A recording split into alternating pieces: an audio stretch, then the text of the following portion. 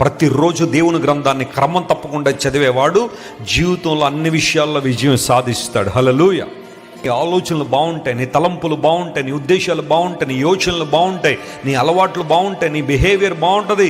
నీ జీవితం ద్వారా దేవునికి మహిమ రావాలంటే దేవుని వాక్యాన్ని నీ ఒక కంపాస్గా, ఒక దిక్సూచిగా నువ్వు పెట్టుకోగలిగితే ఖచ్చితంగా నీ జీవితంలో అద్భుతాలు చూస్తావు.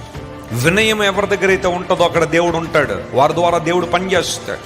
గర్వంతో, అహంభావంతో, మెడ బిరుసుతనంతో, మెడ వంచనితనంతో ఉంటే నువ్వు ఏనాడు కూడా దేవుని కార్యాలు చూడలేవు.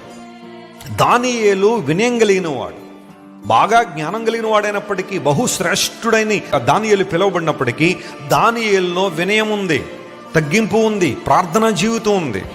నువ్వు నిజంగా వినయం గలవాడు, తగ్గింపు గలవాడు అని ఎప్పుడు తెలుసా?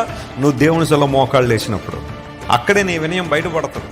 దేవుని సన్నిధిలో నీ వైఖరి, నీ యొక్క యాటిట్యూడ్ ఎలా ఉందో, నీ జీవితంలో ఎలా ఉన్నావని తెలిసిపోద్ది. దానియేలు గ్రంథాన్ని మనం చదివితే నెబుకద్నెజరు చాలా గర్వంతో ఉండేవాడు, అహంభావంతో ఉండేవాడు. అలాంటి నెబుకద్నెజరు చెప్పండి, ఎద్దు వలె ఏం వేసాడట? గడ్డి మేసాడట. 7 సంవత్సరాలు, 1 కాదు 2 కాదు, 7 years అరణ్యంలోకి వెళ్ళిపోయి ఒక ఎద్దు ఏ విధంగా గడ్డి మేస్తుందో అలా తిరుగుతూ గడ్డి మేపాడు. గర్వంతో ఉంటే ఒక రోజున గడ్డి తింటావు, వినయంతో ఉంటే దేవునితో సహవాసం చేస్తావు. హల్లెలూయా.